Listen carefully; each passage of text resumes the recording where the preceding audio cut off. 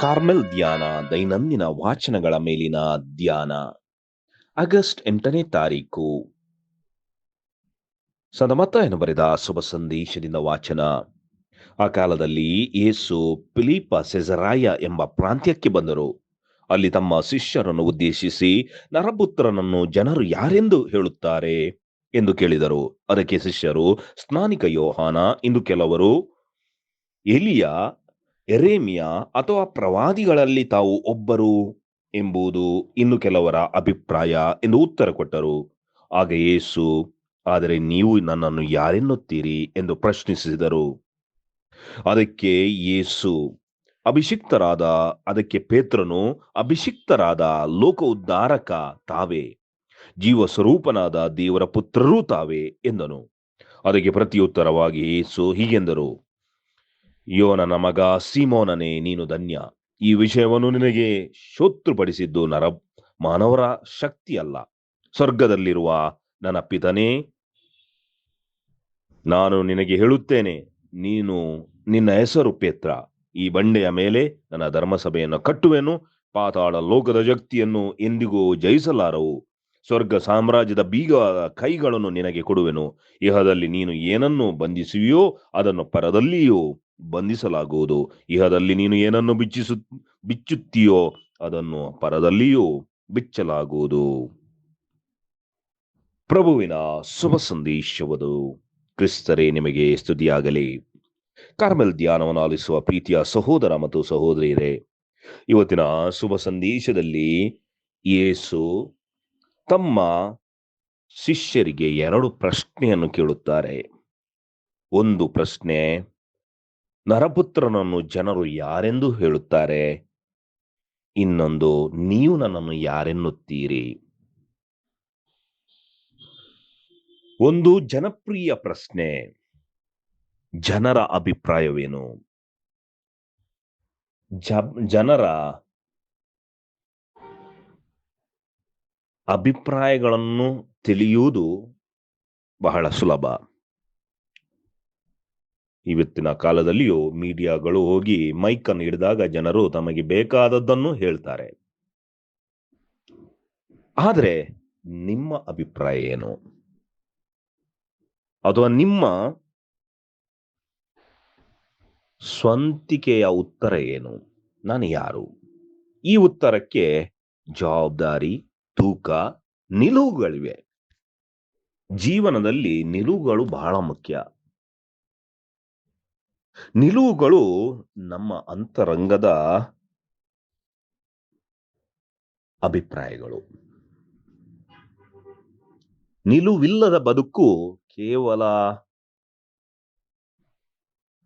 ಒಂದು ಅಭಿಪ್ರಾಯವಷ್ಟೇ.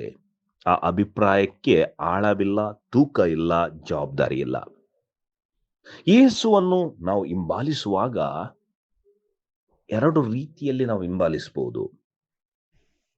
ಒಂದು, ನಾವು ಯೇಸುವನ್ನು ಚಾರಿತ್ರಿಕ ಯೇಸು ಅಂತ ಹಿಂಬಾಲಿಸಬಹುದು. ಅಥವಾ ಯೇಸು ಒಬ್ಬ ಚಾರಿತ್ರಿಕ ಪುರುಷ, ಆತ ಗುಣ ಮಾಡಿದ, ಬೋಧನೆ ಮಾಡಿದ, ಅದ್ಭುತಗಳನ್ನು ಮಾಡಿದ. ಇದು ಒಂದು ಜನಪ್ರಿಯ ನಂಬಿಕೆ.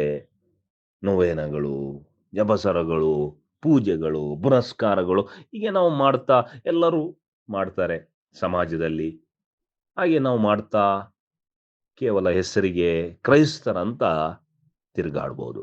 ಅದು ಒಂದು ಜನಪ್ರಿಯ ಅಭಿಪ್ರಾಯ ಯೇಸುವಿನ ಬಗ್ಗೆ. ಇನ್ನೊಂದು ರೀತಿಯಲ್ಲಿ ಯೇಸುವನ್ನು ಹಿಂಬಾಲಿಸಬಹುದು, ವಿಶ್ವಾಸದ ಯೇಸು, ವೈಯಕ್ತಿಕ ಯೇಸು. ವೈಯಕ್ತಿಕ ಯೇಸು, ನನ್ನ ವೈಯಕ್ತಿಕ ಜೀವನಕ್ಕೆ ಯೇಸುವಿನ ಕೊಡುಗೆ ಮತ್ತು ಆ ಯೇಸುವಿನ ಪರಿಣಾಮಗಳೇನು? ವೈಯಕ್ತಿಕ ಸಂಬಂಧವೇನು? ನನಗೆ ಯೇಸು ಅಂದ್ರೆ ಯಾರು? ನಾನು ಯಾಕೆ ಅವರಲ್ಲಿ ಸತ್ಸಂಬಂಧವನ್ನು ಇರಿಸಬೇಕು? ನನ್ನ ಜೀವನದ ಮೇಲೆ ಅವರ ಪರಿಣಾಮವೇನು? ಅವರ ಬೋಧನೆಯ ಪರಿಣಾಮ ನನ್ನ ಜೀವನದ ಮೇಲೆ ಹೇಗೆ ಆಗ್ತಾ ಇದೆ? ನಾನು ಯಾಕೆ ಬಲಿಪೂಜೆಗೆ ಹೋಗ್ತೇನೆ? ನಾನು ಯಾಕೆ ಪ್ರಾರ್ಥಿಸ್ತೇನೆ? ಯಾಕೆ ನಾನು ಬಡಬಗ್ಗರಿಗೆ, ಇತರರಿಗೆ ಸಹಾಯ ಮಾಡಬೇಕು? ಇದಕ್ಕೆಲ್ಲ ನಿಲುವುಗಳು ಬೇಕು. ಆಧ್ಯಾತ್ಮಿಕ ನಿಲುವುಗಳು. ಆ ನಿಲುವಿನ ಕ್ರಿಸ್ತ ಪೇತ್ರನ ಕ್ರಿಸ್ತನಾಗಿದ್ದ.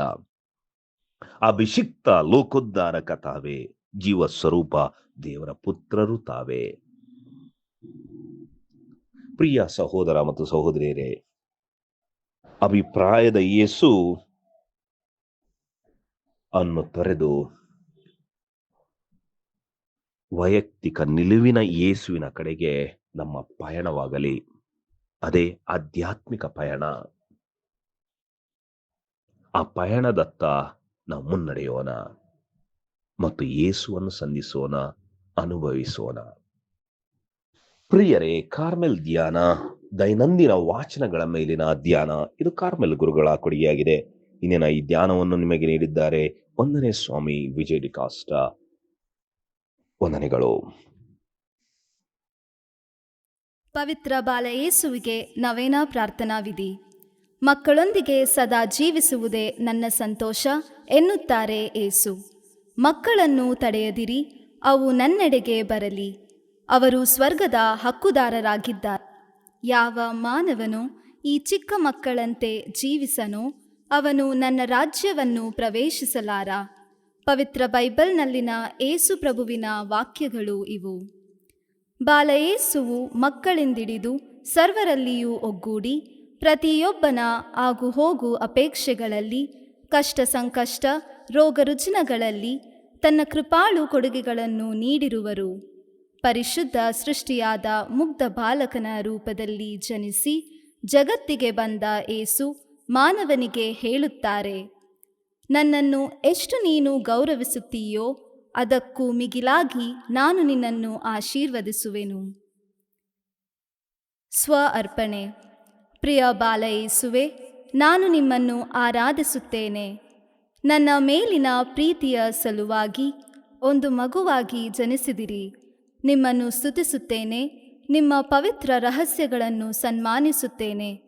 ನಿಮ್ಮ ಪ್ರೀತಿಗೆ ಬದಲಾಗಿ ನಾನು ನನ್ನನ್ನೇ ಸಂಪೂರ್ಣವಾಗಿ ನಿಮಗೆ ಅರ್ಪಿಸುತ್ತೇನೆ. ನಿಮ್ಮ ಪವಿತ್ರ ಬಾಲ್ಯದ ಸದ್ಗುಣಗಳನ್ನು ನನಗೂ ದಯಪಾಲಿಸಬೇಕೆಂದು ವಿನಂತಿಸುತ್ತೇನೆ. ಪ್ರಿಯ ಯೇಸುವೆ, ದೀನತೆಯೆಂಬ ನಿಮ್ಮ ದ್ರವ್ಯವನ್ನು, ಪ್ರೀತಿಯೆಂಬ ಮಾಧುರ್ಯವನ್ನು ನನಗೆ ದಯಪಾಲಿಸಿರಿ. ನಿಮ್ಮ ವಿನಯ ಹಾಗೂ ಸರಳ ಸ್ವಭಾವವನ್ನು ನಾನು ಅನುಕರಿಸುವಂತೆ ಮಾಡಿರಿ. ನಿಮ್ಮನ್ನು ಪ್ರೀತಿಯಿಂದ ಅನುಕರಿಸಿ ನಿಮ್ಮ ಮಹೋನ್ನತ ಸನ್ನಿಧಿಯನ್ನು ಸೇರುವಂತೆ ಮಾಡಿರಿ. ಆಮೆನ್. ಪ್ರಾರಂಭದ ಪ್ರಾರ್ಥನೆ. ಯೇಸುವೆ, ಕೇಳಿರಿ ಕೊಡಲಾಗುವುದು, ಹುಡುಕಿರಿ ಸಿಕ್ಕುವುದು, ತಟ್ಟಿರಿ ತೆರೆಯಲಾಗುವುದು ಎಂದು ಹೇಳಿದ್ದೀರಿ. ನಿಮ್ಮ ಮಾತೆ ಪರಿಶುದ್ಧ ಮರಿಯಮ್ಮನವರ ಮುಖಾಂತರ ನನಗೆ ಈ ವರವನ್ನು ದಯಪಾಲಿಸಬೇಕೆಂದು ವಿನಯದಿಂದ ಕೇಳುತ್ತಾ, ಹುಡುಕುತ್ತಾ, ತಟ್ಟುತ್ತಾ ತಮ್ಮಲ್ಲಿಗೆ ಬಂದಿರುತ್ತೇನೆ. ಯೇಸುವೆ, ನನ್ನ ಹೆಸರಿನಲ್ಲಿ ನೀವು ಏನನ್ನೂ ಕೇಳಿದರೂ ನನ್ನ ತಂದೆಯು ಅದನ್ನು ದಯಪಾಲಿಸುವರು ಎಂದು ಹೇಳಿದ ಕರ್ತರು ನೀವೇ. ನಮ್ಮ ಮಾತೆ ಪರಿಶುದ್ಧ ಮರಿಯಮ್ಮನವರ ಮುಖಾಂತರ ನನ್ನ ಕೋರಿಕೆಯನ್ನು ನಿಮ್ಮ ತಂದೆಯಾದ ದೇವರಿಗೆ ಒಪ್ಪಿಸುವಂತೆ ವಿನಯದಿಂದ ಬೇಡಿಕೊಳ್ಳುತ್ತೇನೆ. ಯೇಸುವೆ, ಭೂಮಿ ಆಕಾಶವು ಅಳಿದು ಹೋಗುವುದು, ಆದರೆ ನನ್ನ ವಾಕ್ಯವು ಅಳಿಯಲಾರದು ಎಂದು ನುಡಿದ ಪ್ರಭುವೆ, ನಿಮ್ಮ ಮಾತೆ ಮರಿಯಮ್ಮನವರ ಬಿನ್ನಹಗಳಿಂದ ನನ್ನ ಪ್ರಾರ್ಥನೆ ಈಡೇರುವುದೆಂದು ದೃಢವಾಗಿ ನಂಬುತ್ತೇನೆ. ಪ್ರಾರ್ಥಿಸೋಣ. ಓ ಪವಿತ್ರ ಬಾಲ ಯೇಸುವೆ, ತಾವು ತಮ್ಮ ಕೈಯನ್ನು ಆಶೀರ್ವದಿಸಲು ಎತ್ತಿರುವಲ್ಲಿ ತಮ್ಮ ಆಶೀರ್ವಾದದ ಬಲವು ನಮ್ಮ ಶರೀರವನ್ನು ಆತ್ಮೀಯ ಶಕ್ತಿಯಿಂದ ಪುಷ್ಟೀಕರಿಸಲಿ. ಅಪಾರ ವಿಶ್ವಾಸವಿಟ್ಟು ತಮ್ಮಲ್ಲಿ ಬಂದಿರುವ ನಮ್ಮ ಪ್ರಾರ್ಥನೆಯನ್ನಾಲಿಸಿ ನಮ್ಮಲ್ಲಿ ತಮ್ಮ ಕರುಣಾಮಯ ಕೃಪಾವರಗಳನ್ನು ದಯಪಾಲಿಸಿರಿ. ಆಮೇನ್. ಸ್ವರ್ಗದಲ್ಲಿರುವ ನಮ್ಮ ತಂದೆಯೇ, ನಿಮ್ಮ ನಾಮ ಪೂಜಿತವಾಗಲಿ. ನಿಮ್ಮ ರಾಜ್ಯ ಬರಲಿ. ನಿಮ್ಮ ಚಿತ್ತ ಸ್ವರ್ಗದಲ್ಲಿ ನೆರವೇರುವ ಪ್ರಕಾರ ಭುವಿಯಲ್ಲಿಯೂ ನೆರವೇರಲಿ. ನಮ್ಮ ಅನುದಿನದ ಆಹಾರವನ್ನು ಇಂದು ನಮಗೆ ನೀಡಿರಿ. ನಮಗೆ ತಪ್ಪು ಮಾಡಿದವರನ್ನು ನಾವು ಕ್ಷಮಿಸುವ ಪ್ರಕಾರ ನಮ್ಮ ಪಾಪಗಳನ್ನು ಕ್ಷಮಿಸಿರಿ. ನಮ್ಮನ್ನು ಶೋಧನೆಗೆ ಒಳಪಡಿಸದೆ ಕೇಡಿನಿಂದ ನಮ್ಮನ್ನು ರಕ್ಷಿಸಿರಿ. ದೇವಪುತ್ರರು ಮನುಷ್ಯರಾದರು, ಅವರು ನಮ್ಮೊಡನೆ ಜೀವಿಸಿದರು. ನಮೋ ಮರಿಯ, ಕೃಪಾಪೂರ್ಣೆಯೇ, ಪ್ರಭು ನಿಮ್ಮೊಡನೆ ಇದ್ದಾರೆ. ಸ್ತ್ರೀಯರಲ್ಲಿ ನೀವು ಧನ್ಯರು, ಮತ್ತು ನಿಮ್ಮ ಉದರದ ಫಲವಾದ ಯೇಸುವೂ ಧನ್ಯರು. ಸಂತ ಮರಿಯ, ದೇವಮಾತೆಯೇ, ಪಾಪಿಗಳಾಗಿರುವ ನಮಗಾಗಿ ಈಗಲೂ ನಮ್ಮ ಮರಣದ ಸಮಯದಲ್ಲೂ ಪ್ರಾರ್ಥಿಸಿರಿ. ಆಮೇನ್. ದೇವಪುತ್ರರು ಮನುಷ್ಯರಾದರು, ಅವರು ನಮ್ಮೊಡನೆ ಜೀವಿಸಿದರು. ಪಿತನಿಗೂ ಸುತನಿಗೂ ಪವಿತ್ರಾತ್ಮರಿಗೂ ಮಹಿಮೆಯಾಗಲಿ, ಆದಿಯಲ್ಲಿದ್ದ ಹಾಗೆಯೇ ಈಗಲೂ ಯಾವಾಗಲೂ ಯುಗಯುಗಾಂತರಕ್ಕೂ. ಆಮೇನ್. ಅದ್ಭುತ ಶಾಲೆಯಾದ ಬಾಲಯೇಸುವೆ, ನಮ್ಮ ಪ್ರಾರ್ಥನೆಯನ್ನಾಲಿಸಿ ನಮ್ಮನ್ನು ಆಶೀರ್ವದಿಸಿರಿ. ಅದ್ಭುತ ಶಾಲೆಯಾದ ಬಾಲಯೇಸುವೆ, ನಮ್ಮ ಪ್ರಾರ್ಥನೆಯನ್ನಾಲಿಸಿ ನಮ್ಮನ್ನು ಆಶೀರ್ವದಿಸಿರಿ. ಅದ್ಭುತ ಶಾಲೆಯಾದ ಬಾಲಯೇಸುವೆ, ನಮ್ಮ ಪ್ರಾರ್ಥನೆಯನ್ನಾಲಿಸಿ ನಮ್ಮನ್ನು ಆಶೀರ್ವದಿಸಿರಿ.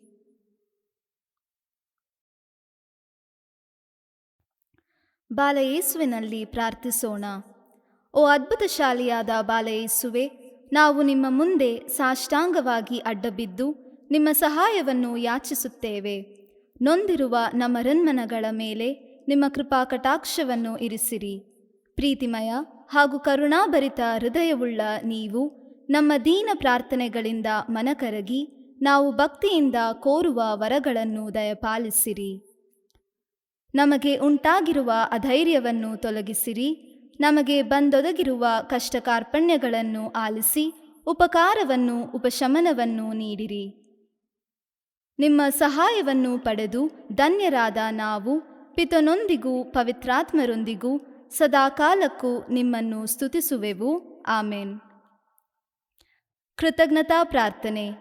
ದಯಾಭರಿತ ಬಾಲಯೇಸುವೆ, ನಿಮ್ಮ ಮುಂದೆ ಮೊಣಕಾಲೂರಿ ನನ್ನ ಮೇಲೆ ನೀವು ಸುರಿಸಿದ ಕೃಪಾವರಗಳಿಗಾಗಿ ಮನಪೂರ್ವಕ ವಂದನೆಗಳನ್ನು ಸಲ್ಲಿಸುತ್ತೇನೆ.